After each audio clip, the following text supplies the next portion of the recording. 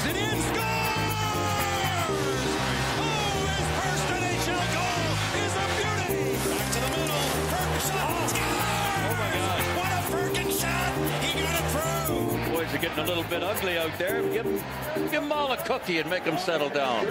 The rest of this season is going to feel like a deep pit of despair that there is no escape from for the entirety of the Detroit Red Wings fan base. And yet it's going to seem like a happy family circus compared to what Ottawa Senators fans are going through. Oh, I was thinking that a couple days ago because the Red Wings are, winless in their last 7 or something? Who cares? And these last 17 games are going to feel about 4 times as long. Mm-hmm. And that's still not as bad as what Ottawa's gone through. It's as if we were the Tampa Bay Lightning compared to the Ottawa Senators right now. Anybody's the Tampa Bay Lightning compared to the Ottawa Senators. Did you see that thread on Twitter where the guy just went on like a 37 long tweet thread of awful things that have happened to the Ottawa Senators in just the last 12 months? He's foolish because I think that was the word count on that was high enough to release it in like a novella or a short story, and he could have sold that for money, and I would have read it. Publishers would have bought it, and then consumers would have bought it, and then we would have read it word for word on this podcast. Oh, absolutely. It would have been a long episode, but we would have read it. That was depressing to say the least. It was a little gratuitous in what it included. Like there was a lot of things where it was just like, oh, just random happenstance that happened to suck for Senators. But yeah, man, from the moment their Eastern Conference Finals run ended to now has just been a long train wreck. I was going to do a few more longs there, but didn't want to go the Family Guy route here, eh? No, not yet. I have mustered up. It's been a long weekend, but I have mustered up enough energy to do this episode. While we're at it, the midweek episode will be an interview. Correct. So no overtime this week because, spoiler, it's already been recorded. Yeah, it was, and it actually worked out perfectly because this week is going to be absolutely crazy for all three of us. I might not even be in town, and so it lined up perfectly. It's a great interview. It'll be a shorter episode than what you're used to, but it's a fantastic. It was still about 45 minutes. Yeah, it was. I guess we can just tell them. Yeah, it was Micah Blake McCurdy from Ineffective Math or Hockey Viz on online. One of the most brilliant hockey analytics minds that we've ever had the privilege of speaking to on the show.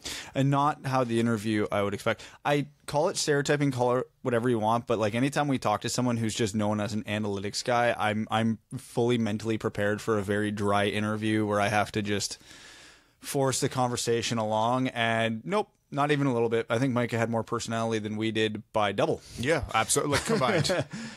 Micah was great.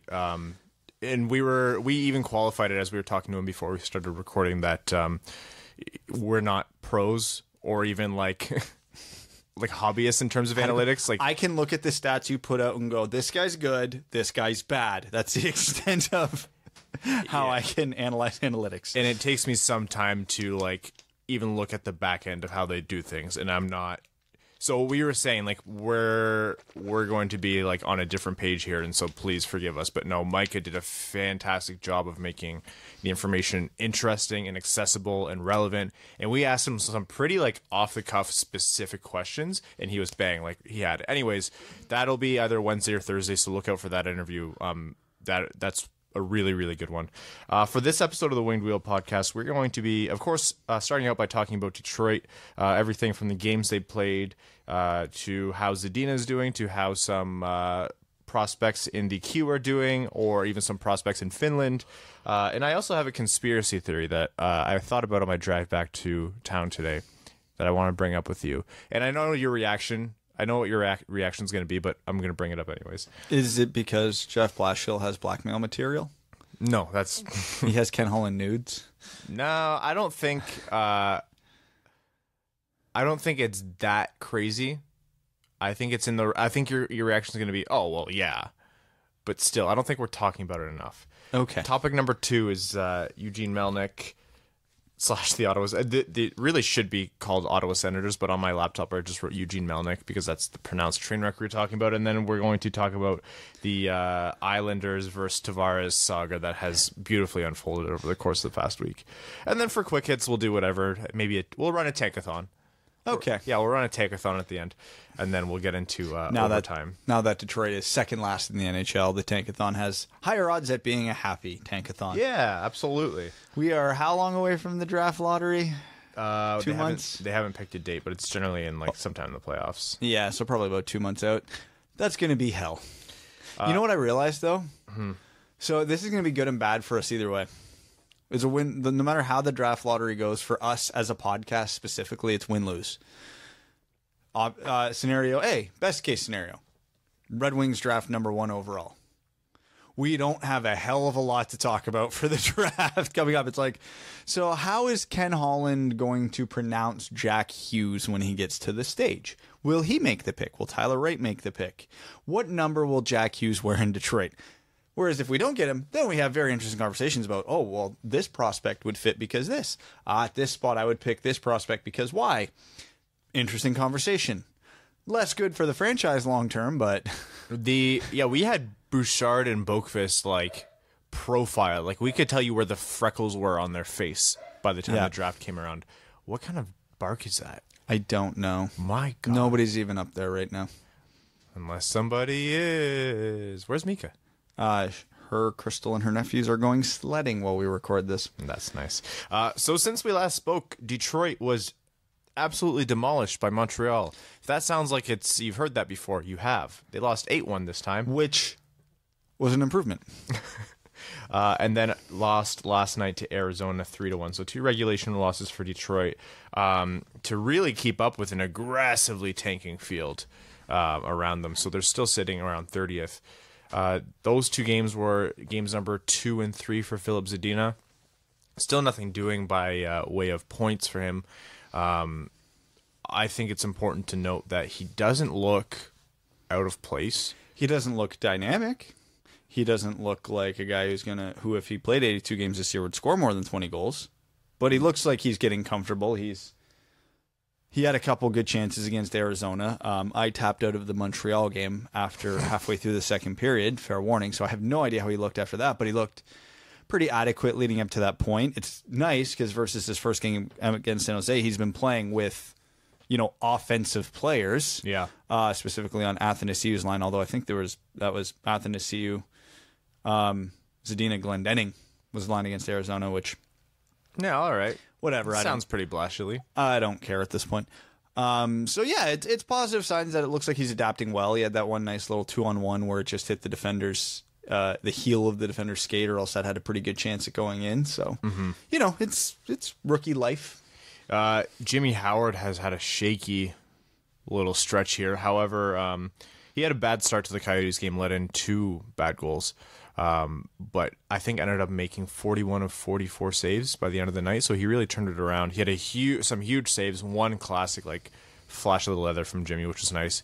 You put out a funny tweet, which was, it's nice of Jimmy to have his annual collapse just before he gets signed to a contract extension. Makes it a little bit cheaper for Detroit. Yep. This is going to save the organization a few bucks. Yeah.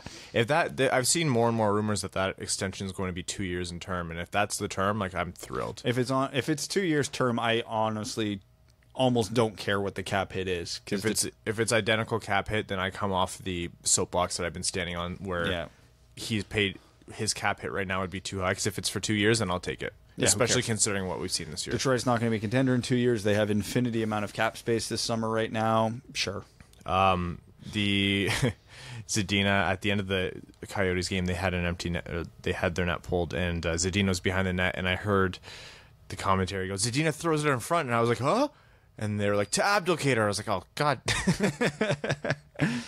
So that was needless to say, the puck did not enter the net on that play. No, we do get some tweets from time to time. We've had a few over the past few days where it's like, "How's Zadina looking?" And that's the thing.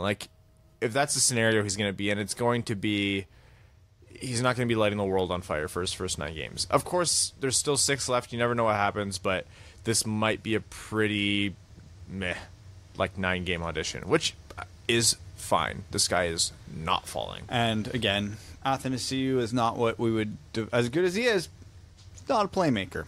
Luke Glendening is not a playmaker. No. Tyler Bertuzzi is not a playmaker. So as much of as you can call it, it's an offensive focused line, which is great for Zadina. He ain't playing with anybody that's going to be adequately dishing him the puck, which is probably what he's going to need, a la Patrice Bergeron consistently giving the puck to David Pastrnak. What kind of forward do the Red Wings desperately need right now, Brad? You said this like a couple A playmaker? A playmaker. Because they don't have one. Not that they don't have a good one. They don't have one. Dylan Larkin is probably the best playmaker on this team, and he's probably more of a natural goal scorer than he is a natural playmaker, but he doesn't have the choice right now. Dylan Larkin's at 27 goals, 3 Yep. away. That'll be, even if it's just him and nobody else, that'll be nice to see a 30-goal scorer on Detroit again. Yeah. Barring something horrible happening, like a slump.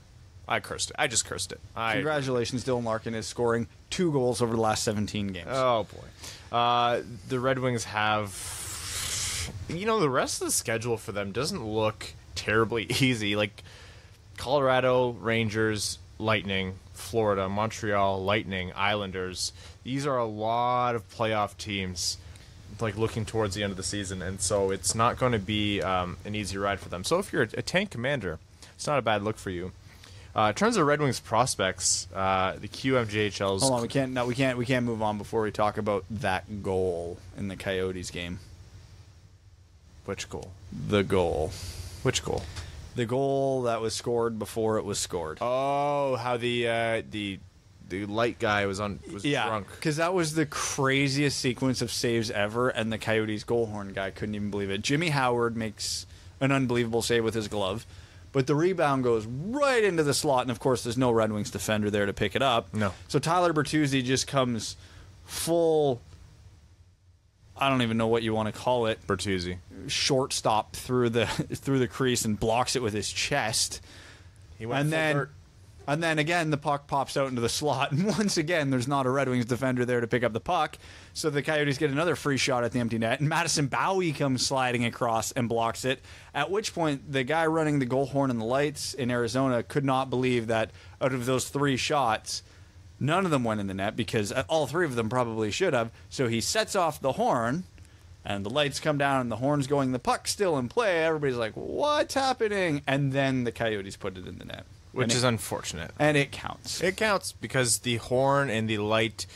The horn is one... Like, the light is one thing. You see it from time to time where the light comes on prematurely. There's a goal line ref behind the glass who sometimes messes up, and that's understandable. But the horn is a little bit much in my mind.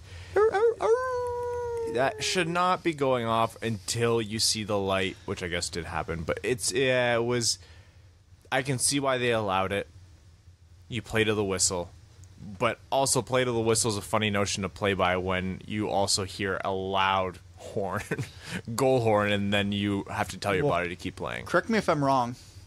You're wrong. The referee does not blow the whistle when there's a goal is scored. He just points at the net. They do. I don't think they do. They do. I was a referee, yeah.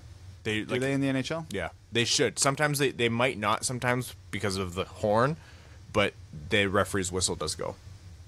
I've never noticed that ever. You'll notice it in quieter games, or games where... No, so any game in Florida. Yeah. Or Ottawa. Or Detroit. What? Huh? Huh? What? Yeah, so that was unfortunate. Again, nothing to scream to the gods about, but just a little bit of hilarity. Game. Detroit was still... Hey, Arizona in a playoff spot, sitting on 69 points. Nice. Nice. They were actually only in a playoff spot for like 40 minutes before Minnesota won their game that night. Oh, they actually won? Minnesota won, so now Arizona sits 9th. But Arizona's basically missing 8 of their top 10 players right now. Not almost, like literally, I think. And yet they're still winning, and they have caught all the way up despite being near the basement of the league just a couple months ago. If the Islanders didn't go from the worst defensive team to the best, therefore sealing Barry Trotz's Jack Adams, it would be Rick Tocchet's. I love Rick Tocchet. I really do wish... Like, I really do view him as a viable candidate for Detroit to pick up. Yeah, the West is weird, man. The West has Arizona sitting 1 point out of a playoff spot, and they have like 8 injured players, 5 of them with knee injuries. Ekman Larson, I think, has a knee injury from the Detroit game, which would should devastate them, but who knows. Really all the way down in Colorado with 68 points. Chicago, like teams like Chicago and Edmonton, it won't happen, but could still technically make a run. They have 63 points. Last place in the West has 56, and a playoff spot is 70. That is not a remarkable gap. Granted, there are only 17 games left in the season, but still, the West is kind of completely up for grabs. Minnesota, Arizona, Colorado, and Dallas vying for the last wildcard spot, or the last two wildcard spots. None of those teams are truly inspiring where you're like, oh yeah, these are definitely playoff teams. No, like I said last episode, someone's going to trip and fall into a playoff spot in the West. 100%. And Dallas is only 3 points behind St. Louis, which seems like an indictment onto St. Louis, but y'all have to also understand St. Louis was at one point last in the West this year. They did the reverse Buffalo/Edmonton. They were in last place in the entire NHL in the first week of January. Yeah, so it's a weird conference. The Eastern race is going to be good. Columbus, right now, they do have 2 games in hand, but Columbus right now is 2 points out of a playoff spot. Bum bum. I was listening to the most recent 31 Thoughts, which was actually an excellent, one of my favorites so far. And I heard this sentiment put out there, and I couldn't help but agree completely, which is that they hope that Columbus does make a playoff run. Not even make the playoffs, but make a playoff run, because you do not want another generation of GMs being far too scared of doing what Jarmo Kekalainen did. I would be the GM to not do what Jarmo Kekalainen did. I think I would play it a little bit more conservatively, but I can absolutely understand how entertaining and fun it is as a fan to see what Columbus is doing right now. So I hope for their sake and for the sake of just going balls to the wall in the future with different teams that this doesn't fail for them. But imagine the chaos if it didn't. Just imagine that. But it's Columbus, right? Like, they're not a huge market like Toronto where like the media would focus on it forever and ever. No, they would just kind of shit all over Columbus and then move on from it. Imagine Columbus misses the playoffs and re-signs almost everybody. It's that would be the type of chaos I'm here for. Tortorella was actually he came on for the last 30 minutes of that podcast, and he spoke pretty openly about this situation with Panarin and Bobrovsky, and it's kind of remarkable what he's done at that room, because they've had 2 meetings with the players where they all sat and spoke openly. Like the player, like Bobrovsky and Panarin and the rest of the team, coaches, trainers, about the situation. They know they're leaving.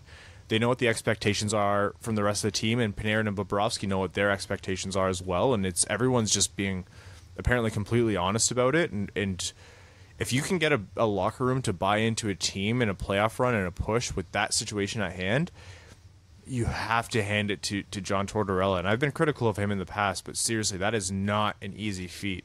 And that demonstrates a growth of him as a coach that we maybe wouldn't have seen in the past. Like, that's a level of distraction that would sink a lot of, I would say, most teams. And here Columbus is gearing up to make a deep playoff run. So yeah, I do hope it works out for them. I do kind of want to see a conference final push. Do you know who else is gearing up for a deep playoff run? Who? The Drummondville Voltigeurs. Oh, nice transition. Yeah. 99, Also the Halifax Mooseheads. 99 points in 55 games? 99 points in 53 games. For Joe Veleno. Mr. Joe Veleno. Mr. I'm definitely going to be in at least the AHL next year. Don't be surprised to see me. Oh, he's even said in his little reports that he's doing for NHL.com that he's not going back to the queue. No, of course not. So I don't know if the organization has outright told him that he's not coming back, or if he's just that confident that he ain't coming back. I think legally, if you're scoring nearly 2 points per game in the queue, you have to get moved up. The police will come and move you themselves. That's the law. Like, Joe Veleno's missed, a World Junior Tournament amount of games and is still only 5 points out of, like, the league lead in points. And let's not forget, he's 19. He would still, if he wanted, have 2 years left in this league, because you're allowed to go up.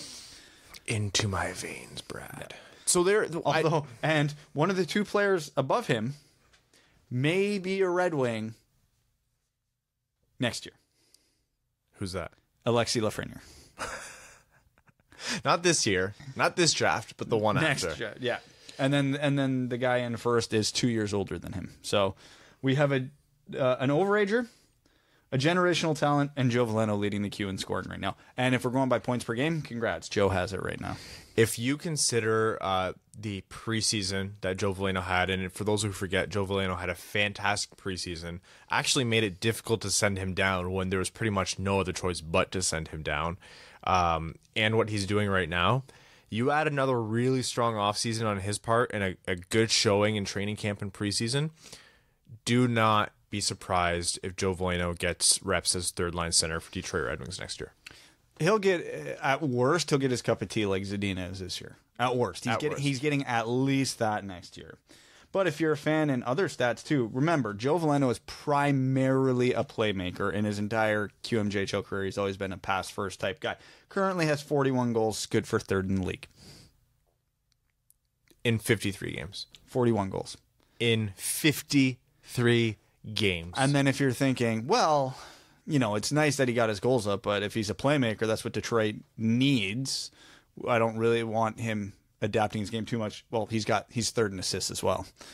Is that 58 assists? Yes, it is. And then if you're like, yeah, but what about intangibles and being out there in key situations? Well, Joe Veleno leads the league in shorthanded goals with 7. Fun fact, he only has 6 power play goals. This is... So the Red Wings really are right now suffering on forward? Yeah. But hold on, we're not done here. Because people can score shorthanded goals, man. It's not... Doesn't mean anything. Is he clutch, though? Anybody can score goals anytime in the game. Well, he's third in the queue in game-winning goals as well. So every important stat, look, there he is. And if you're like, okay, Brad, this is all great, but these are real stats. I don't buy into that crap. What's his plus minus? He's a plus 61, good for second in the league. I was gonna be like, I know you joked about plus minus being useless right there, but why would this be relevant? Plus 61. He's a plus 61. His plus minus is higher than Toronto's goal differential in the NHL. And that's the stat I'm going to choose to lead with, talking about Joe Veleno moving forward. And now for the final one, his save percentage. Surprisingly, only an 854. Yeah, he's not a great goalie. And Jared McIsaac. Oh, Jared McIsaac. The second or the third of the 3 potential first-round talents that Detroit drafted last year. Is currently, well, you tell us, you have his stats. Okay, so right now, Jared McIsaac sits second in QMJHL defensive scoring. He is currently 6 points behind Charles Edward Dastu. Mm-hmm, yeah. I'm going to assume I pronounced that flawlessly. Absolutely. But that guy has played 7 more games than Jared McIsaac. Oh, so his points per game for defenseman is... Jared McIsaac leads the QMJHL in points per game by a defenseman. And it's worth noting that he's second in total points, and then if you drop down 11 points to 7th spot, you will find 11th overall pick Noah Dobson. Oh, so Detroit picked McIsaac what, 35th? 36th. 36, so 25 spots later, got the defenseman that we all... kind of, or potentially, I'm not, nothing's concrete here, but maybe got the defenseman that they wish they would have gotten around 7 to 11. Okay, I was just going to make a plus-minus joke because McIsaac's a plus 27, but I just have to point out a stat that I just found on another player here. What's that? So there's a guy named Felix Boivin. He plays for Val d'Or. He's 6th in defensive scoring right now. Can't believe this is a real stat. He's 60 games played, 9 goals, 42 assists, 51 points, pretty good. And he's a minus 56. What? Nobody else on the leaderboard. You have to go all the way down to friggin' 14th place just to get another player in the minuses at all. How do you get to be minus 56, having 51? What? It sticks out like a sore thumb. It's hilarious. That team, what place is that team in? I have no idea. Must be beyond last. They've got to be like the Ottawa Senators of the QMJHL. Yeah. Anthony Mantha would be upset. That's Oh, his whole boy. team. But yeah, so and another fun fact, even though Jared McIsaac's at 2nd place in total points, it's okay. He sits 1st in goals for a defenseman. Oh, good. Yeah. Yeah, so we're okay.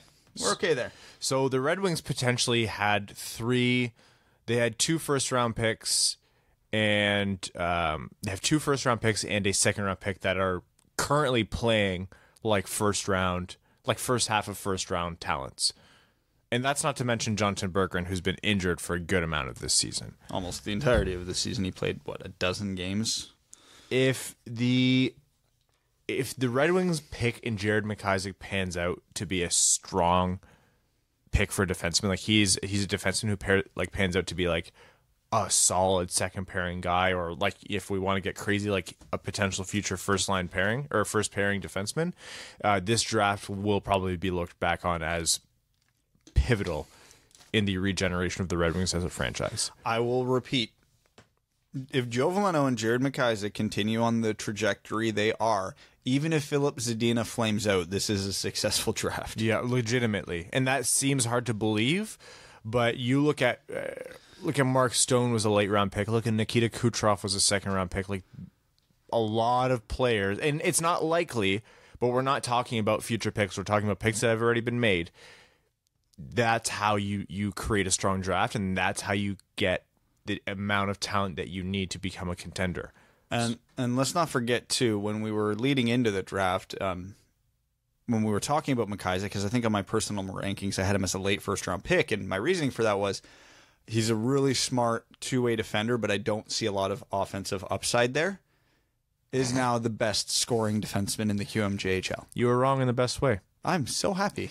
Speaking of Detroit late-round picks, their most intriguing project of late, and maybe Hakan Andersson's renaissance, if you will.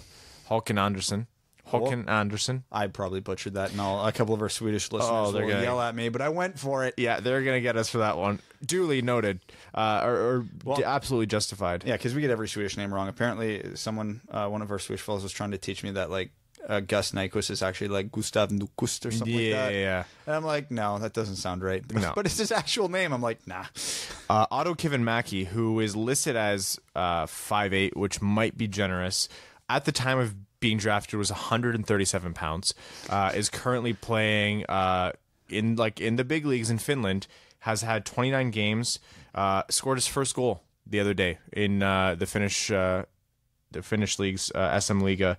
1 goal, 12 assists, 13 points in 29 games. For a guy who's 5'8", playing with men around him, he's only 18 years old. He was born in 2000. And it's funny, too, because he spent a good chunk of this season for their junior team as well. Yeah. In which case, where he was holding over 1.5 points per game. So he was just, like, hilariously too good for that league, but way too small for the men's league. So they kind of got stuck between a rock and a hard place on him. But and it's not just that he's put up those amount of points in Liga. It's that it's mostly been done recently. He did not get any points, I think, for his first he had a slow start, and then he went back to junior, and then they brought him back up, and he's been great since. He's got an insane amount of talent, and we've seen nobody's going to pretend or ignore the Marty St. Louis of past or the Johnny Gaudreaus of past. There is room in this league for undersized players as long as they're very, very talented and can adapt their game.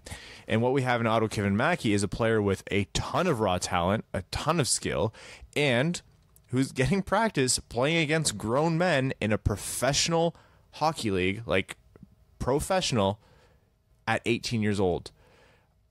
Again, don't buy your jerseys, don't book your tickets, don't fly to Finland to go see him play quite yet. But this is a very promising project for someone who is drafted seventh round.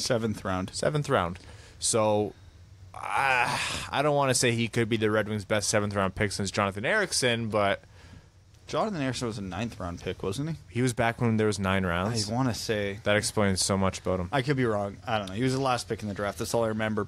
And also funny, just while we're talking about prospects, just on a really funny note.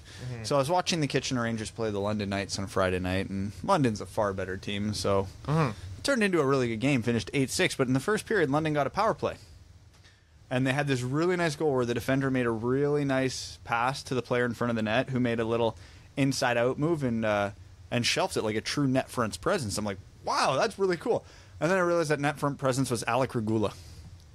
Really? Yes. Why was he playing net front? I don't know. Because he's big. He's a defensive defenseman. Well, actually, he's been putting up some pretty solid offensive numbers this year. But, yeah, they have him playing net front on the power play. And based on that one look there, not bad. He's not bad at it. It was a nice little curl and tuck. We'll take it. The Michael Rasmussen special, if you will. So I have a conspiracy theory, Brad. That Alec Regula is actually a forward, and they've just been misplaying him this whole time? Yeah, so no one else would take him. Yep. So we saw in Ken Holland's post-game or post-trade deadline pressers, he said some things that were, I think, the right things to say, but were kind of out of line of how he usually approaches his public comments towards the rebuild. I think he acknowledges the rebuild, but he never actually says the things that we all say, like the talking heads say. One of them, and it's stuck in my head, has been, I wish I could have gotten more draft picks. I wish I could have moved more guys for more draft picks, but it just wasn't on market. And that's not a thing that doesn't align with Ken Holland's at least public philosophy. And even if that is a philosophy or the game plan that he's deploying, you know that's kind of counter to what he wants to be doing. He's only doing that if he finds the absolute need.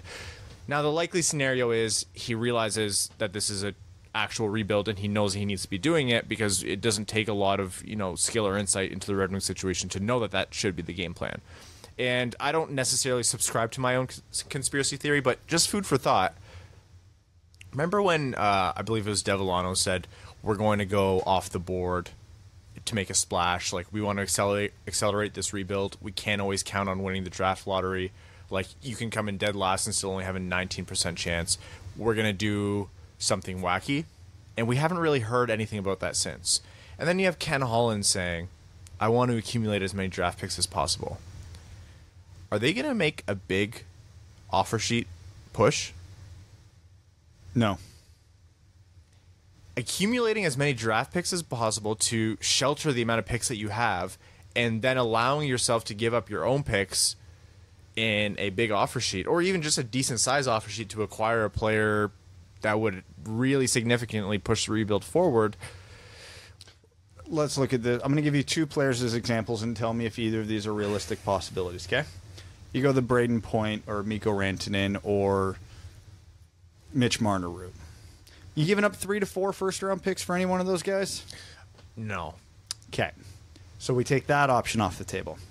So let's look at a smaller guy, someone who's going to probably cost in the $4 to $6 million range, where you might have to give up a second and a third, maybe a first-round pick. Kasperi Kapanen. So if you send a guy like Kasperi Kapanen for under $6 million, is there any chance in hell the Leafs don't match that? He might be the casualty of this offseason. They have, if they truly thought that was the case, they would have traded him for one of the number of teams that was angling for him, and they could have got a defenseman in return. Not necessarily. If I'm Toronto and I see the team that you have right now, and you see what Tampa's doing, you want to retain if I'm Toronto, I see this as your best opportunity talent-wise. No, I agree. But what I'm saying is if Dubas thought there was a realistic chance that they were going to lose Kapanen, when Carolina's on the phone every other day saying, we'll give you Prep Pesci for Kasperi Kapanen, we'll give you Dougie Hamilton for Kasperi Kapanen, we'll give you whoever for Kasperi Kapanen. If you're Dubas, don't you say yes? You're improving your blue line while getting something for Kapanen rather than just a couple of draft picks? Look, I know you're right, and I would align with you if I wasn't doing a conspiracy theory. I'm just saying we have no more information on what this big splash is. So let me jump to your side here. Do I think it's a smart move to offer sheet just about any of the free agents this summer? No, God, no. It's either a waste of your time or it's going to cost way too much.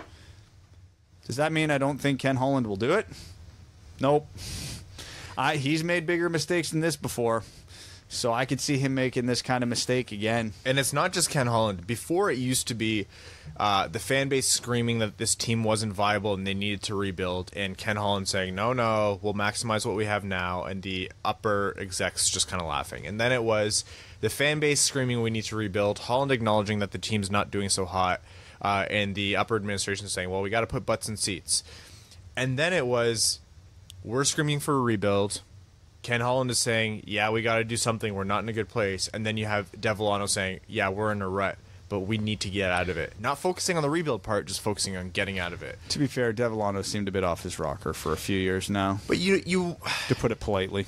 But there's not there's not no influence there. No, there's not no influence there, but again, it's just, what would you rather do? Lose 2 draft picks and pay $8 million a year for 8 years of Braden Point, or would you prefer to lose no draft picks and slightly overpay Artemi Panarin for 8 years? I'd rather keep the draft picks and pay the extra $2 million a year personally. I would absolutely rather do it without losing 4 first-round draft picks. Yeah, if you want to be that aggressive, you have all the cap space in the world. The cap's going to be going up. There's a new franchise coming in that's going to raise the cap even more. You got sports betting coming in, so that's going to raise the cap even more. This is the summer, if you want to get crazy, to just go, hell yeah, Erik Karlsson, you can have $12 million a year. Hell yeah, Artemi Panarin will give you $11 million a year. Hell yeah, Matt Duchene, you want $8.5 million a year. This is the year to do it. You're not losing any draft picks. You're acquiring a big need. You're not screwing yourself in the cap in the short term. Sure, go for it. I would rather do that and even just keep my second and third round picks. A guy like Duchene would have more of an impact on the team than a guy like Kasperi Kapanen. Again, he's just who I'm using as an example. There's a few players around the league in a similar circumstance to him. I'm just saying, I can't find a single player in this league worth offer sheeting this summer where I don't think the team would immediately match, or the cost for them, the draft picks you would have to give up, is so insane that it's worth it. You're right. I'm going to go on record before I get, just so everyone can kind of filter or edit their tweets before they get angry at me here. I agree with you, Brad. But think of the tone that we had when we talked about, hell yeah, Columbus, go for it. Balls to the wall, go all out, swing that thing around, just do it. That's because they might win a cup. If Braden Point gets us to the playoffs next year to get bounced in the first round, and then we watch Tampa Bay walk up to the podium and select Alexi Lafreniere, I'm going to shoot myself. But would you not... To unlock your iPhone first. Oh, shut up, Siri. Would you Did not... take my suicide threat a little too seriously there. Yeah, sure. Before you can do that, you would need to unlock your iPhone. Yeah. Would you not, after the deal was done, say, well, I guess now we have Braden Point or Mitch Marner. Better embrace it. There's worse places to be in the world. It's not the worst case scenario. It's not signing Justin Abdelkader to a 7-year contract. But again, here's the thing. What Mitch Marner is going to command in dollar value in free agency, that is, by the offer sheet rules, 4 first-round picks. Same with Braden Point. Yeah. All you need is one of them to turn into a Mitch Marner, and you got absolutely hosed on the deal. And given where the Red Wings are as a team for the next couple of years, odds are these are going to be in the top 5 for the foreseeable future. So, yeah, no, don't do that. If the Red Wings were a team that I would even say right now is like a fringe playoff team, and we're talking about giving up 4 15th overall picks for Mitch Marner, hell yeah. 10 out of 10 times do that, because I'm getting the legit franchise talent, whereas that's not likely happening at 15th overall. The Dylan Larkins at 15 are rare. That's the exception to the rule. It's uncommon for that to happen. So odds are, over the course of 4 years, yeah, you may, if you're lucky, get a player that's almost as good as Mitch Marner. So sure, that's worth it.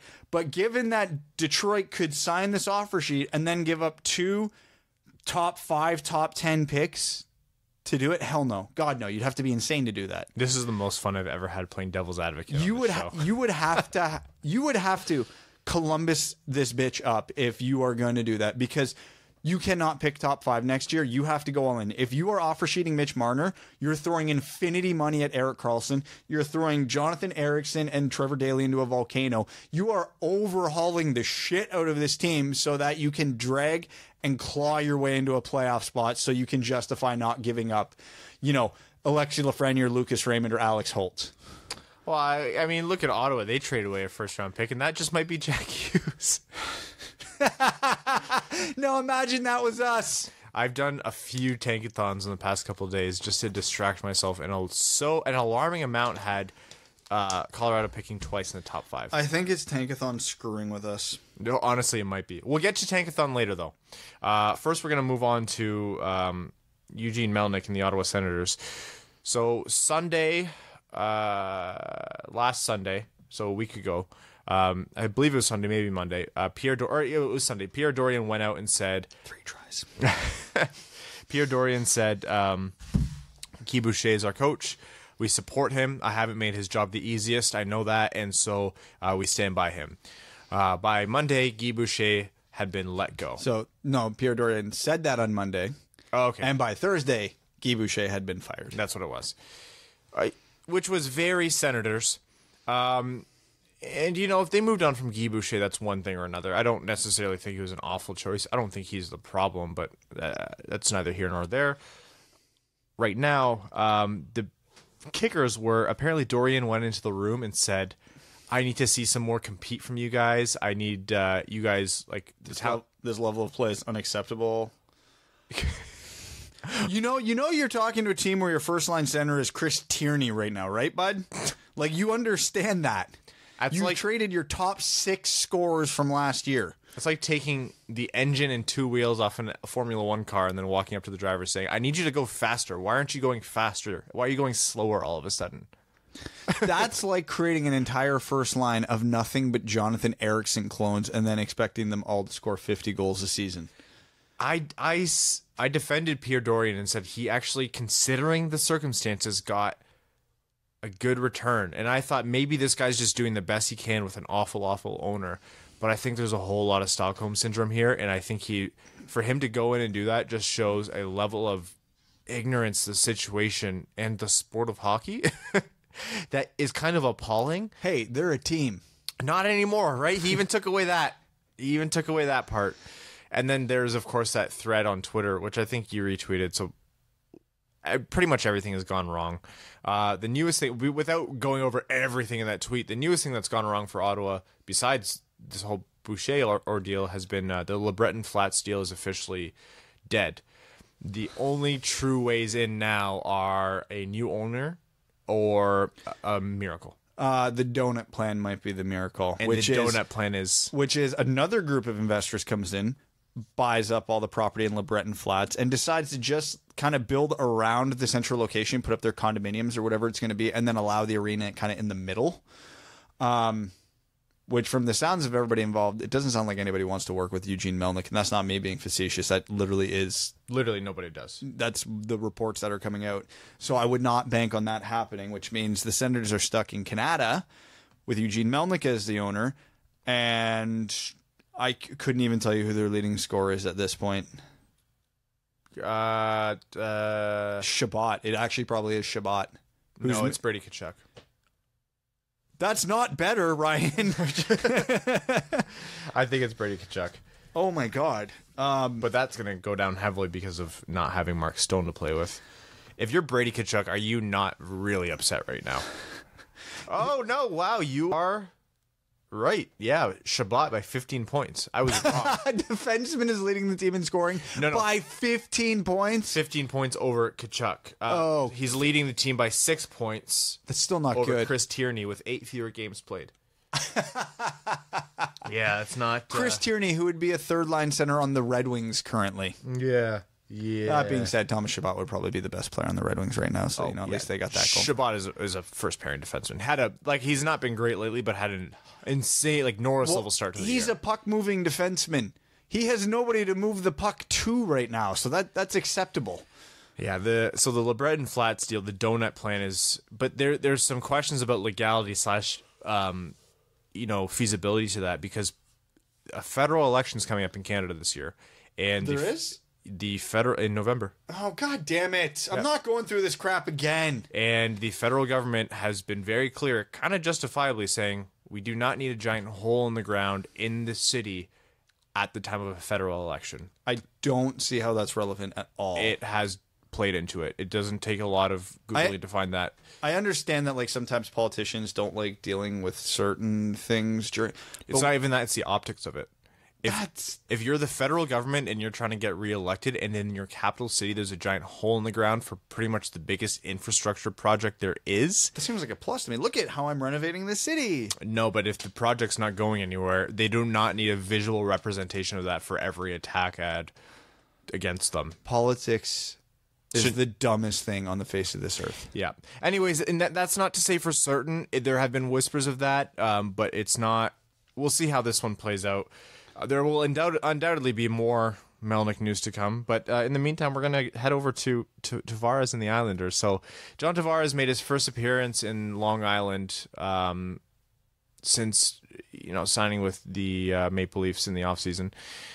And it started out with the Islanders, this news station releasing the cringiest video of all time, I'd call it, where people read Boriechki Melnick cringing? Worse. Oh, God, I didn't watch it. You didn't watch this? Now I regret not watching it. It was like Windows Movie Maker, like overlays of like you were the chosen one, and then like people faking like crying voices. It was like I was gonna puke or laugh. I couldn't decide which one. Like I almost couldn't get through the whole thing, and it was God. Yeah, and it was 45 seconds long, and then I found out that there's a 5-minute version, and I was like, I can't watch that. No, I only ever made it 3 minutes into the Melnick Boriechki video. I don't know how it ends. Did they survive? Well, they did. They found new life when the game started, because I don't agree with Islanders fans being feeling like, and this is my personal opinion, I don't agree that they feel like personally wronged or that he's a traitor. I'm like, well, if you don't even give the guy a friggin' arena to play in, let alone a good team around you, I do not blame him for leaving. But I can understand being upset. But it was two different, like that video and being upset are two different things. But then in the game, the chants and just passion that they had, who's your daddy? Where are your jammies? It's your it's your bedtime. And it was in like perfect harmony. I was like, okay, that's actually hysterical. Whoever's coordinating that's a genius. It was hard. Their rage was coordinating it, and that's all it was. Like that kind of stuff, I'm here for that all day. Yes. That's like Red Wings fans. We can sit here and say we would never do that. If Dylan Larkin pulled that crap when he gets to unrestricted free agency in 5 years and signs with the Bruins, we would boo the ever living hell out of him when he came back if we lost him for nothing after it sounded like he was going to sign. I wouldn't be like personally offended and like go to the extent that stupid radio station did, because whatever, I understand it's a business, but I also understand that I'm a fan. Yeah. You're now the enemy. Boo. You have that. That's your, I wouldn't even say it's your right. That's your expectation as a fan to do that. You should scare the living hell out of players. Nobody's leaving the Islanders anymore. They'd be afraid to. So the throwing of the plastic snakes on the ice That was stupid. I mean, if it's not during the gameplay, I'm like, yeah, whatever. We threw octopi on the ice. Yeah, that's fair, but it's still stupid. And so that was all great. That made anyone smile.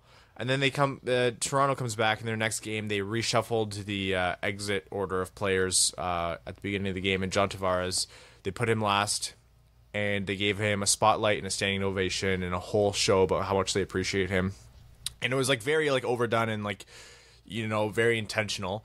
And you can call it cheesy, you can call it a bit much, but people were ripping on it. Like, it's like he didn't get stabbed, he was just booed. And I'm like, all right, you know what? Like, if you're gonna if the Islanders get away with their fans get away with doing what they did, why not?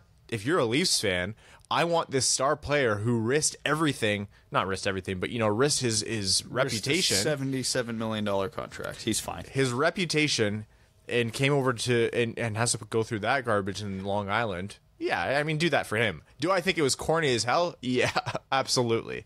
Would I also be the one making a sign saying, "We appreciate you, Dylan Larkin"? Yeah, absolutely, I would. So it's understandable from both sides. Absolutely hysterical. It's dramatic and petty, and a kind of drama we don't often have in hockey. Hockey needs more drama. I'm here for this. This is why, despite popular opinion, I appreciate Brad Marchand. The NHL needs heels. They need it. And if John Tavares is now a heel, I'm here for it. Evander Kane tweeting the 3 blind mice gifts after Chara got no supplemental discipline. I love it. Love it. Give it to me all day.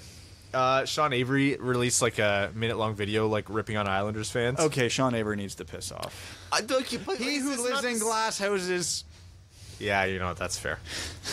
His points, though, like, I don't agree with everything he said, but he was like, you guys gave him nothing. But then it very quickly turned into a Islanders versus Rangers thing.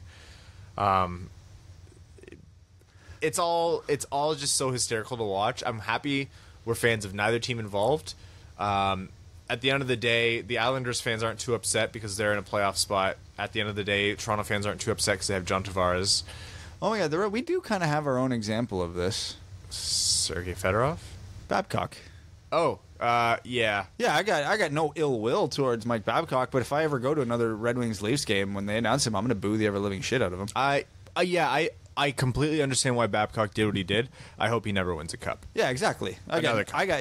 Toronto threw infinity money at him, and they were in a good spot. I don't begrudge him at all for making that decision. I'd have made that decision. I'm still going to boo the ever living hell out of him every time I'm at a game that he's there. Yeah, absolutely. That's fandom. Our quick hits today, we are going to do one mock draft. Or one tankathon followed by a really tankathon. quick mock draft. Let's do it. We're going to do a top 10 mock draft in under 2 minutes. You ready? Yeah. All right. Okay, ready? Tankathon in 3, 2, 1. Detroit moved down 2 picks to 5. Damn you, Ryan. The order goes Vancouver, the Oilers, the Ducks. What? Ottawa's pick, so Colorado, Detroit, LA, Jersey, Chicago, New York, Buffalo. Those are the top 10. Okay. Vancouver picks Jack Hughes. Okay, who am I picking? Number 2. Oilers, Capo Caco. Ducks pick Vasily Podkolzin. You're the Colorado for Ottawa. I'm Colorado for Ottawa here? Yeah. All right. Dylan Cousins. Yep. Detroit at number 5. Bowen Byram. Ooh, I would have went Zegras. Well, you have LA at number 6. Zegras.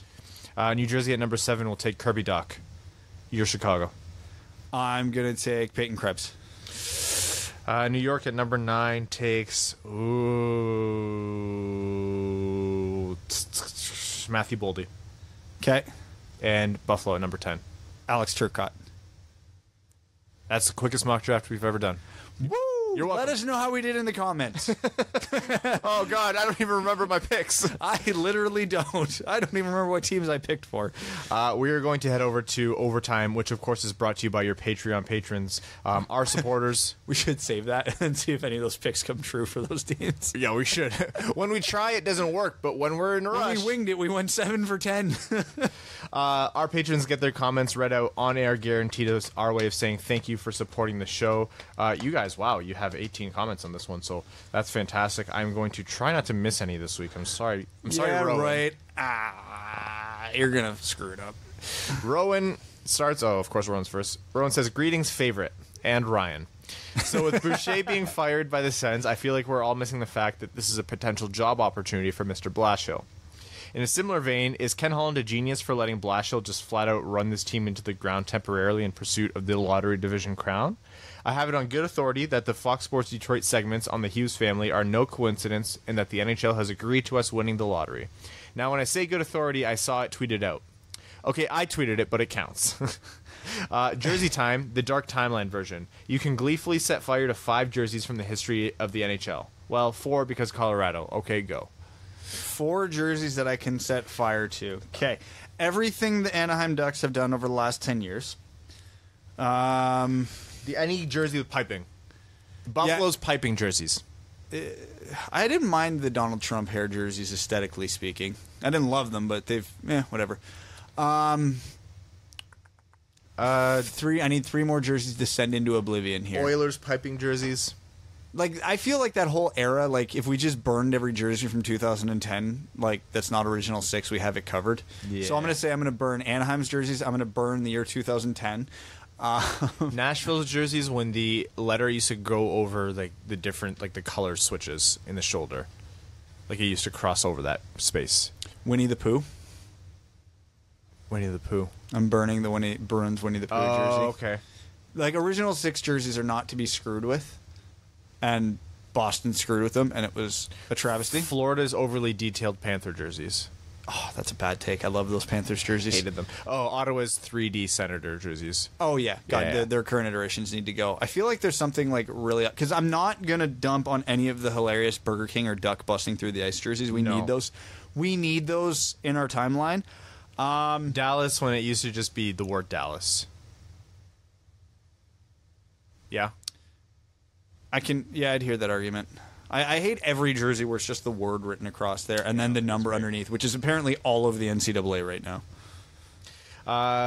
Joe Caboose 119Z Falzone says, I know Doc and Cousins are the consensus 4 and 5, but am I crazy for liking them more than Podkolzin? I think I like Zegras more too.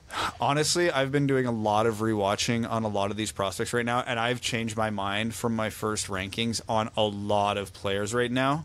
I'm not sold on anybody outside of Hughes and Kako, and I still think 3 to 10 right now is completely interchangeable. I have Zegras going up on my board. I have Doc and Cousins going down. Podkolzin, I'm iffy on. I still don't have him below 4 at worst. Man, I have a lot of the USNTDB guys coming up. This draft is going to be wide open after Kako. When I went and saw the US NTDP play, I thought Zegras looked a lot like Larkin, but Caulfield looked like Marner. Why is Caulfield ranked so low besides size when Turcotte and Zegras are in the 6 to 10 range? Because Caulfield is 5'6". I wish it's stupid that that's still a reason, but that's the reason. Alex DeBrincat's like over a point per game this year, and people are still concerned about that. So I think he's going to go lower than where Detroit's going to pick, but someone's going to get a steal on him, because he's going to fall into the teens, and it's stupid. If Alex DeBrincat isn't doing what he's doing this year, Caulfield's probably a second-round pick again, like DeBrincat was. The NHL is slowly catching up. Keyword there being slowly. Yeah, it's a lot of people on Twitter, like you'll notice this resounding chorus of people saying, we all knew what DeBrincat would be, and it's so frustrating watching my team pass on him twice. Yeah, and didn't he go like the pick before Detroit too? Yeah, of course he did. Dan Bell says, hey gents, been a while since I commented. Hard for me to comment when this gets posted the day of since I work night shift, so happy it came out early. I will try to be better about that. Hope all is well. How much more exciting are the games to watch now that Zadina is up? Can't wait to see his first goal. I'm sure it'll be assisted by Abby because, well, Detroit is bananas right now. But waiting for Larkin to hit 30 and Zadina's first goal is the only reason I've been watching. Hard to watch the literal definition of insanity played out in real life each night before one goes insane themselves. Oh well, great news on a possible extension for Blashill. Should mean solid top 5 picks for his extended years.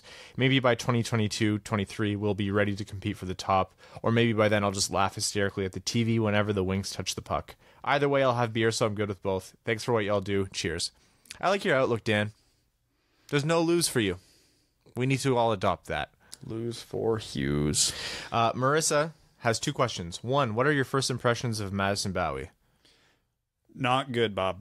As expected, he's a filler player that will be of no impact to Detroit long term. I'd be surprised to see him as a Red Wing in the future. Struggles with timing. All his tangible skills look fine. He's a good skater. Everything looks fine. He is a tremendously slow decision maker with the puck, and that's when that happens, that's how you get Jonathan Ericsson. 2, how much of the young guys' development would you say is because of Blashill, or is it despite him? Does Blashill get credit for Larkin's breakout? No. Larkin is a really unique guy that, like, you would be erroneous in saying each team even has one. Larkin is an incredibly talented player. I was actually talking to my brother about this last night. You notice Larkin used to utilize his game-breaking speed to generate offense, but that often meant overskating the play or the puck or the opportunity. He's slowed that down, and it's not like he's Alex Kovalev or Pavel Datsyuk with the puck, and he's not Ovechkin with his shot, and he's not, let's say Patrice Bergeron dishing the puck out, but he is incredibly smart, and he is driven, and that you can see that guy works to get better every day. He had a bad sophomore year, and I would say it took him about 6 to 8 months, not bad, but worse sophomore year, especially the first 2/3 of the season. It took him 6 to 8 months to start being the player that he is now, longer than it should have. And that, I would say that's in spite of Blashill. Looking at the raw talent of guys like Mantha and Athanasiou, and Mantha is probably my poster boy for this. I think they should be farther along than they are. Honestly, Anthony Mantha probably has the most raw talent out of any Red Wing, and the fact that he's playing at a 25-goal pace again, he's not progressing. And when a player is that young and not progressing, I got to point to development, and the coach is the guy who's developing these players day in, day out. So, yeah, I'm going to say everybody who's improved on the Red Wings is in spite of Blashill, not because of. Mike Reed says, hey, my dudes, just signed up as a name-level sponsor. Oh, Mike! Thank you, man. Welcome to the Winged Wheel family. Oh, yeah, and you're a new patron. That's amazing. Thank you so much, pal. I'm one of your longest listeners since the first week of the podcast. Wow. Why? Thank you. But why? I still remember the Tampa playoff discussion episodes. Oh, how times have changed. I'll never forget Brad's infamous line, women's hockey always gets the shaft. That was Quality. I nearly steered off the road during the laughter. He meant well. He did. Brad has come a long way. Now Evan we have to filter out mostly. Yeah, I'm now no longer the only one we've had to edit out for something offensive. Anyways, Thanks, Evan. Anyways, just wanted to show my support. I'm from Newfoundland and surrounded by Leafs/Habs fans, so you guys keep me sane. Looking forward to receiving my Winged Wheel Pod shirt and sporting it. Keep up the good work, fellas. Oh, can't wait to get it out to you, pal. Yes, bye. Thanks again. John Gordon says, "Hey boys, with the post-deadline chatter, it feels a lot like I keep hearing about how geographically culturally rich a city is or is not, being a primary factor in whether or not a player wants to play for the team in that city. I know it doesn't sound like a major revelation, but it is a little surprising given their lifetime commitment to a sport that is, at the end of the day, about winning, not the opportunities one has off the ice. Do you think this has long-term implications for teams like Columbus, Edmonton, Winnipeg, Ottawa, and dare I say Detroit? Don't get me wrong, Detroit is a cool place, but for an overworked multimillionaire bachelor, it's not exactly New York or LA. In attracting talent, would it be wise for Kenny or Stevie to emphasize other aspects of the team, or does Detroit as a city still factor into the sell? So here's the thing. You're onto something here. Why do you think Detroit built Little Caesars Arena? Besides the fact that, the Joe is falling apart, they went all out, and that factors into players coming to teams. You want to show what your locker room is like. You want to show all the perks of it. It's not like these guys have lives and they have personalities and they have families. For example, it's very a common trope that Russian players love going to the big cities or somewhere warm, California, Florida, or heading over to New York. And that those are very culturally rich cities with a lot to do around them. Ottawa is culturally rich, but it's freezing.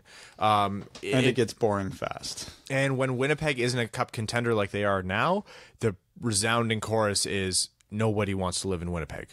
And so it is difficult, and it does factor in it. And I think it makes sense because these are people. This is more of a business now than it ever has been. And so these guys have to look out for themselves on and off the ice. Again, if we look at everything in a vacuum, and I was an NHL free agent, if I didn't care about winning, let's say I had already won a cup in my life and whatever, I personally would probably sign with one of the 3 California teams, and I don't even think I would consider another offer. I'd happily take $1 million less per year to live in California. Again, I live in Ontario, Canada. I have been to California a ton for work. I'm going to California. Like there's no way, unless LA, San Jose, and Anaheim are literally telling me we're not offering you a contract, I'm going. Because could you imagine just walking into like your morning skate and just a t-shirt, shorts, flip-flops? You can go out and hang out on the beach after, do whatever you want, go surfing. Just that's your life during the season. And outside of game days, of course, come on. How much is that worth to you in your life? I would say a ton because you were living there for 8 months a year. Also factoring things that are off ice, no income tax states. Yeah, Vegas would probably might even be one of my first choices. You want to know what I found out about Toronto? You want to know a big reason why? Well, not all the time because a big reason why they're so bonus heavy is because they're a wealthy team. They're a cash rich team because they're the heaviest tax team in the league. Well, and that's the thing. They get to pay Austin Matthews his bonus, and they bill it to his primary residence, which is in Arizona. Yep. Which is a low to no income tax state. Incredibly smart. And if you think that's not fair, them's the rules. Until they change, Toronto's going to take advantage of that. Bonus question, who are your top 3 favorite legends to play with in Apex? Brad doesn't play, so I'll answer this. He says, I love Lifeline, and if some nerd picks her before I'm able to pick, I'm going Bangalore, then Bloodhound.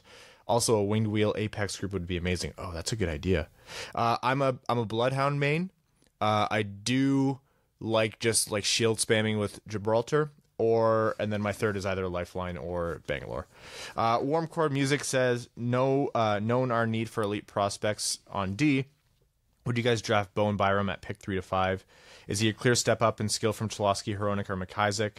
Last year we took best player available and we needed a goal scoring prospect. We still need more of it, and I would agree we can't pass on Hughes or Kako if we get in the top 2, but don't we need to spend some top picks on defensemen soon? Is Kirby Dach or Cousins that much better than Veleno? Like I said, I've come down on Cousins and Doc. I'm not huge on Byram. I seen one very prominent prospect writer say this is one of the worst drafts for defensemen he's ever seen. So I'm going to say, yeah, you can avoid defensemen in this draft because you can't reach for positional need, especially considering the wings still do not have are still missing a top 2 center and are still missing a top line winger. They are hurting everywhere. Do not underestimate that. Detroit is in the advantageous spot here where they can literally go best player available and not have to think twice about it, no matter what position it is. If I was given the choice, I hope it's a center, but you go best player available here no matter what. And the thing is, something that we're doing now is, and probably this is like a self-preservation thing, but Red Wings fans are tending to limit their scope in terms of what this team's outlook is. And that's not to say that they're denying that the team's going to be bad for some time, but it's hard to recognize the fact that the Red Wings are likely going to be in nearly this exact same position next year. Maybe not 31st, 30th, 29th, but 28th, 27th, 26th. That's the reality of it. And so the Red Wings have probably another strong lottery year ahead of them, at least. And I'm sorry, that sucks to hear. Realistically, now that the trade deadline's dead and gone, the Red Wings roster next year may legitimately just be swapping out Vanek for Svechnikov and Cronwell for Cholowski, and that's it. Coming back with the same team otherwise. And that's better, but it ain't great. It's still not great. Philip Gastineau says, I'm upset that we've had 2 episodes about Fedorov and you guys failed to mention both times that he won a Hart and Selke in the exact same year. You're right, we have forgotten to mention that. And that is an insane thing to achieve. I think once you win the Hart, it doesn't matter. Beyond that, you won the Hart.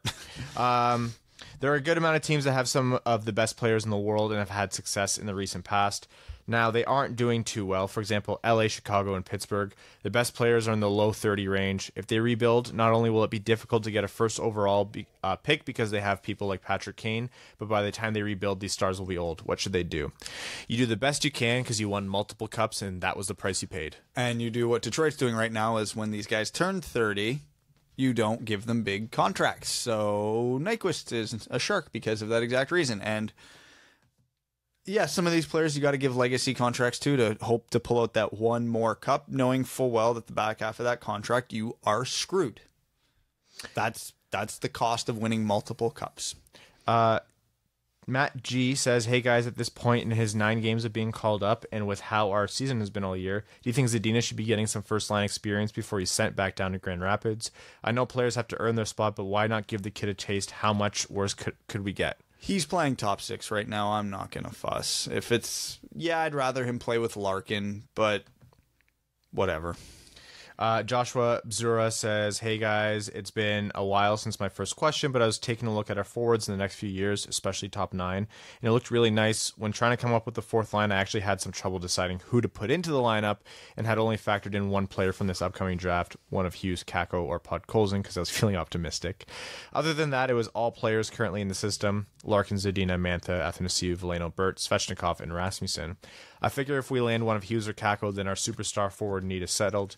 We'll have either a true number 1 center in Hughes or have Larkin with Zadina and Kakko on his wings, which is more than serviceable for a contending team. Anyway, my point is, considering I was already having a hard time deciding who to crack the roster with, just with who we have already, and we still have a lot of picks coming our way, and we'll probably get a solid first-round selection next year, I was thinking about the value of trading some of our young offensive prospects and maybe even picks to land that coveted number 1 D-man we were looking at. Not saying this summer or anything, but if we miss out on Carlson, what would you guys think of something like that sooner rather than later? I know it's not standard for rebuilding team/sellers to ship out assets for roster players, but I think if we add that piece, we won't be far from contention within the next few seasons. I'm aware a lot of this is based on hypotheticals and speculation, but I don't think anything I propose is too far-fetched, and I could see things playing out that way. Was wondering what you guys think. Keep up the great work, boys. P.S. Nice job pronouncing my name correctly on the first question a couple weeks ago. Joshua Bzura, yeah, I think that's right. So your whole premise makes sense, and it wouldn't be the worst thing in the world to do, but you're missing one very key thing in that logic. The Red Wings do not have a single asset in their entire organization that is worth a number 1 defenseman. So you can try and trade for that number 1 defenseman all you want, but your offer is going to be Larkin plus. So if you're comfortable giving up Dylan Larkin and Athanasiou for, I don't know, who's a good number 1 young defenseman? Seth Jones? That's probably not even enough, truthfully. You're looking at, Larkin and Athanasiou might get it done, but that's the price you're paying. It's not going to be a forward for a number 1 defenseman. An Andreas Athanasiou by himself in the current market, at best, is getting you a number 3 defenseman. Mm-hmm. Chad Avina, who I believe is a new patron. He said, "Hey guys, just signed up as a patron. Welcome to the Winged Wheel family. Thank you for supporting us." Says, happy to be supporting you guys finally. I was looking over McIsaac's contract with the Canes and saw he's only signed to a 1-year deal with them. Would there be a case for the Wings deciding to not re-sign Howard and making a run at McIsaac for $2 to $2.5 million over the next few years? I still think the guy has a ton of potential and just hasn't been given a real shot. Maybe if Blashill and Holland don't return, that would be the only way I would ever see McIsaac coming back. He felt slighted, and I think justifiably so by the org. Yeah, it didn't seem like he wanted to be here by the time it was all said and done.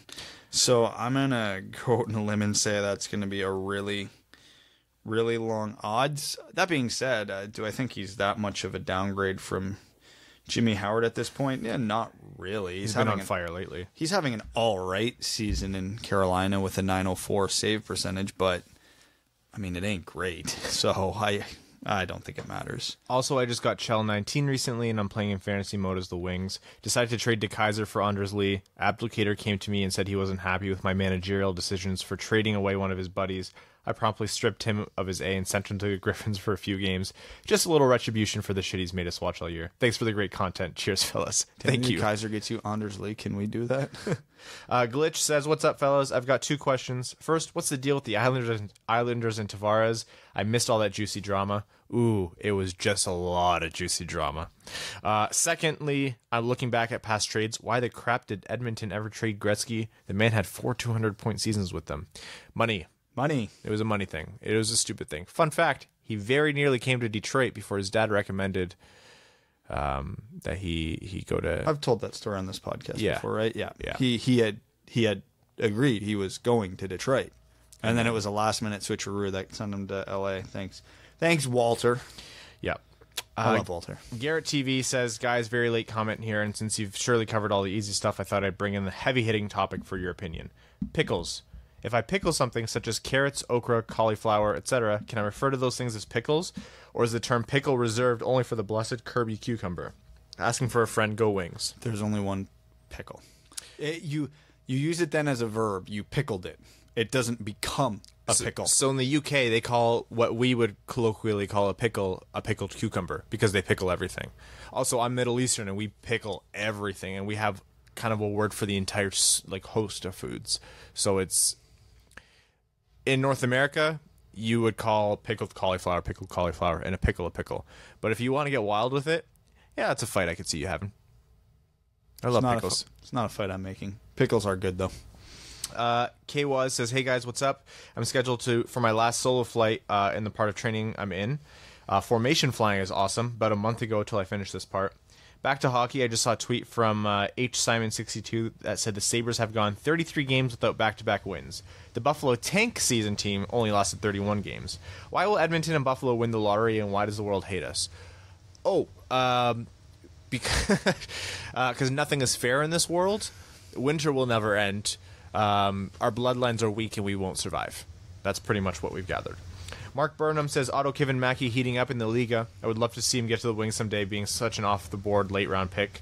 Do you think it would be awesome if the NHL adopted the Finnish Liga's gold helmet for the team's leading scorer, blue helmet for the top under-20 player, etc.? Seems like it could be fun. Okay. I understand why they do it. I just want to be on record saying I hate it. It looks stupid. For no other reason. I love the concept of it. It just looks stupid. I would like to go on record that saying I want it just because I realize now that Brad hates it. Purely for that reason. I like the whole thought behind it. If Dylan Larkin was wearing something to signify that he's the leading scorer all year, cool. I'm here for it. It just the gold helmet they use. Even watching Asset, the black, red, and white jerseys with the gold helmet, it was stupid. It looked dumb. I love the concept, but poor execution. Jared Mello says, following Tuesday's game, I unknowingly left Fox Sports Detroit on and left the room. After a few minutes, I hear my wife exclaim, "Ugh, stop, shut the frick up." I then came back in the room to examine and was greeted by my wife's disgusted face staring up at the TV that was displaying a Jeff Blashill interview. My wife then turns to me and says, "Who is this guy? Why did they let him speak on camera?" After I explained to her that he's the coach of the Red Wings, she pauses and then remarks, "Oh, now everything the guys in the podcast say makes so much more sense." Oh, thank you, Mrs. Mello. I'm happy we're finally making sense. That is more to say than what other people might think of us, so we appreciate it. And also a favor I have to ask of Fox Sports Detroit.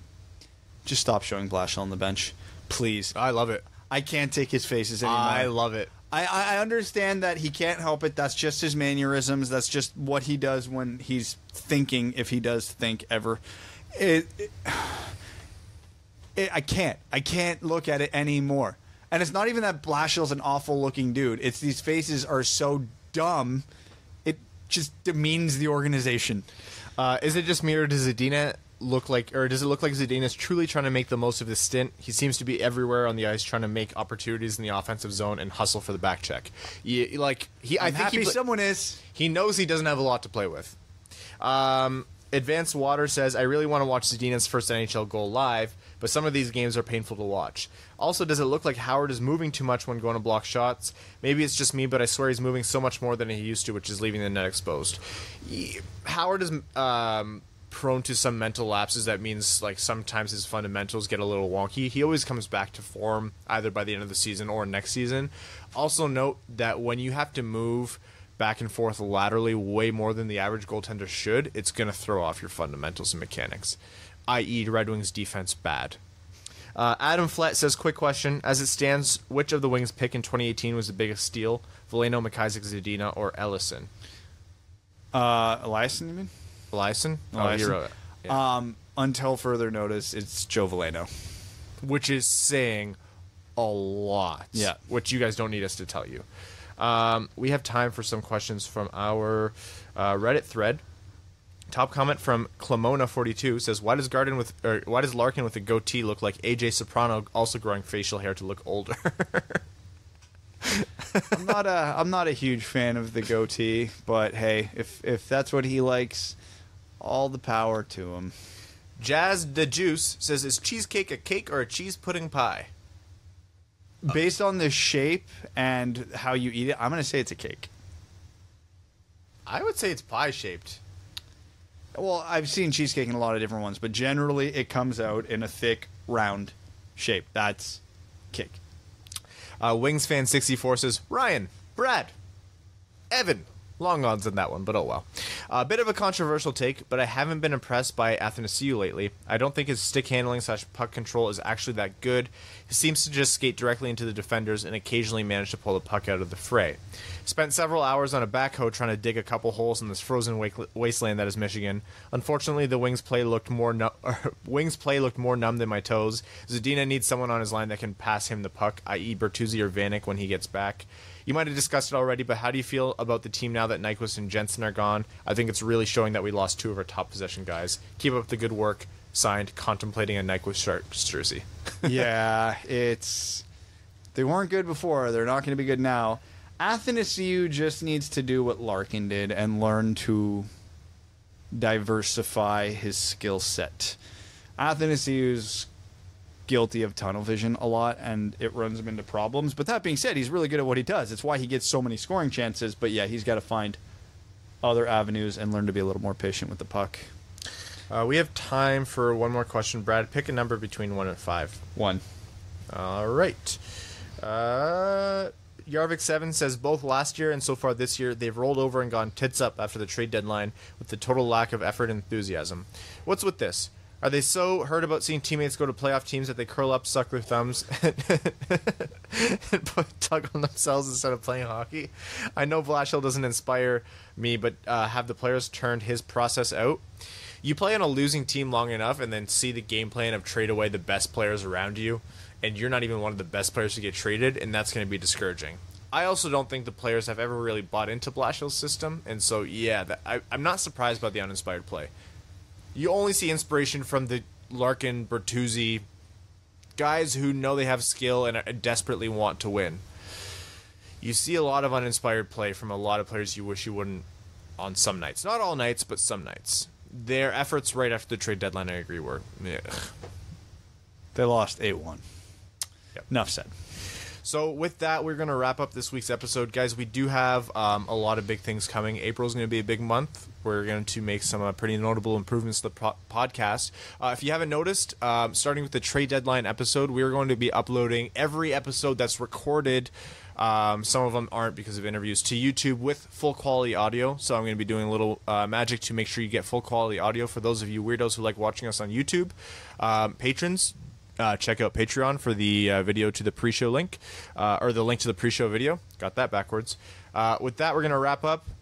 I want to thank all of our Patreon supporters, our name-level sponsors, Sean Levine, Chad Hiersack, Sky Carcass, Arjun Shankar, Andrew Pietkowski, who's also new, Clayton Van Dyken, Mike Reed, Langabir, Derek Shippert, Kalen Wood, Charlie Elkins, Stan Olson, Ryan Lewis, Dan Bell, and Hannah Lee. Thank you guys so much. If you guys want to support us in other ways, go to Twitter, @WingedWheelPod, follow that account, and then if you go to the bio, you'll find our 3 individual accounts. We love when you guys follow us on there. We love interacting with you on Twitter, like on Facebook, leave ratings wherever. It's been one hell of a weekend. I'm going to go finish this beer that I stole from Brad, go home, and drown in some pizza.